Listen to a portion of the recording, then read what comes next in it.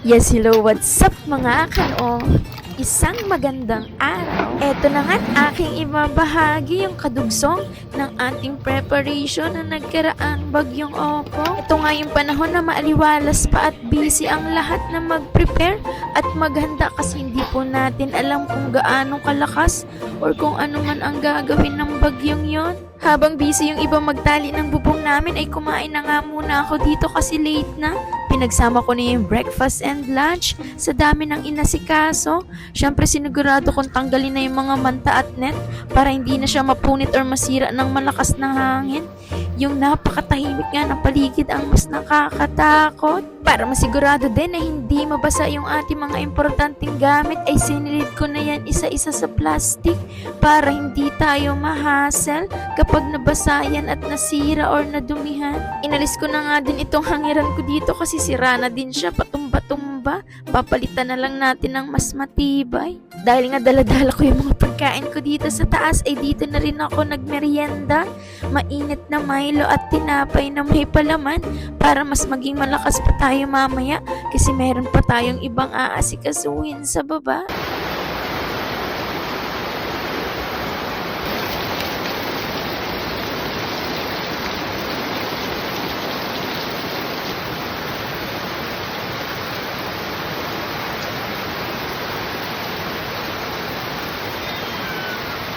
After nga ng mahabang katahimikan na yun ay simula ng bumuhos ang napakalakas na ulan. Nagluto na nga rin din kami dito ng mga mauulam in case na hindi na kami makababa mamaya sa sobrang lakas ng hangin.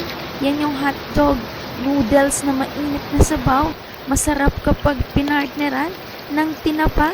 Sa mga ganitong cold weather nga naman ay talagang mapapahanap tayo ng mga cravings sa tag-ulan at malamig sa pakiramdam. Syempre yan ay tuyo at yung may mga sabaw. Maswerte pa rin talaga tayo kasi meron tayong makakain sa hapagkainan kahit ganitong tagbagyo. Tapos ko nga yung pinagdarasal at pinagpapasalamat kasi hindi lahat ay merong makakain kapag ganito kasama ang panahon. Lalo na yung mga umaasa sa biyaya ng dagat kasi sa habagat ay walang mahuhuling isda at delikado para sa mga manging isda. 2 ref nga pala yung binalot ko sa manta ng ganito para naman hindi sila mabasa or maampiyasan kasi grabe na ang ulan dito sa paligid at sa loob ng bakuran.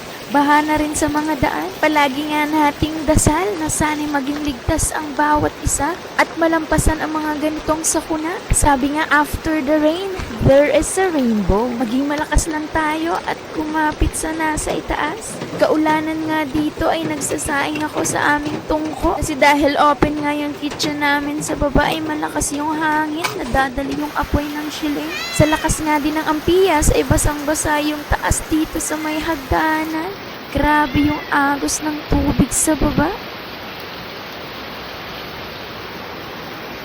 Nakailang minuto na nga din ng paghangin at pag-ulan. Ilang saging na rin ang nagtumbahan.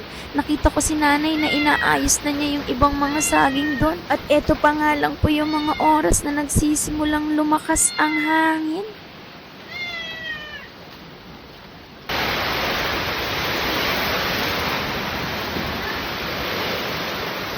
Sobrang galit na ng kalikasan, ang lakas na ng ulan at ng hangin dito sa amin. Kaya dito na lang kami kumain sa taas.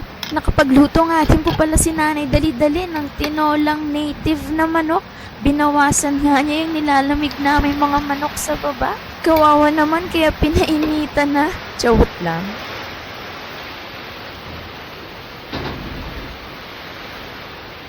Madilim nga ang paligid kahit maaga pa, napaka-gloomy at nakakatakot. Panay nga ang dasal namin dito na tumigil na at tumayo na ng isla, yung bagyo. Mabuti na lamang at dininig ang ating mga dasal kasi lumihis na nga si Opong. Pero nalulungkot din tayo kasi dumaan siya sa ilang lugar na nasalanta maigi ng bagyong to. Pagkatapos nga ng bagyo kinabukasan ay eto na yung naabutan natin. Maraming puno ng saging at natumba at mga sukal ng mga sanga. Maputik at basang-basa ang paligid, napakaraming natanggal na mga dahon. Kahit pa man din nagbawas na si Nani ng mga dahon na saging ay hindi pa rin maiwasan na matumba yung iba. Meron na nga ditong masisinugno kahit medyo luyat-luyat pa kasi talagang tumba ang mga ulo ng saging.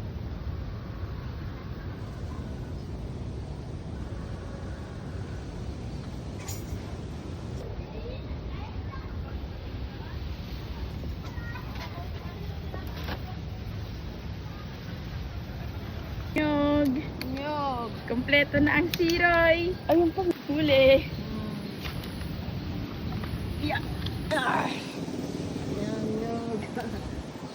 May saging na sa bana, may nyog pa. Perfect na sa pagsiroy, magluluto na lang at magtatalop ang kula. Daring talaga dito sa probinsya, lalo na sa mga bahayan na may bomba. Kasi kapag brown out na apekto ng bagyo, ay pwede ka ditong kumuha pa rin ng malinis at masaganang tubig. Maraming salamat Panginoon at naging ligtas kaming lahat. Maraming salamat sa panonood.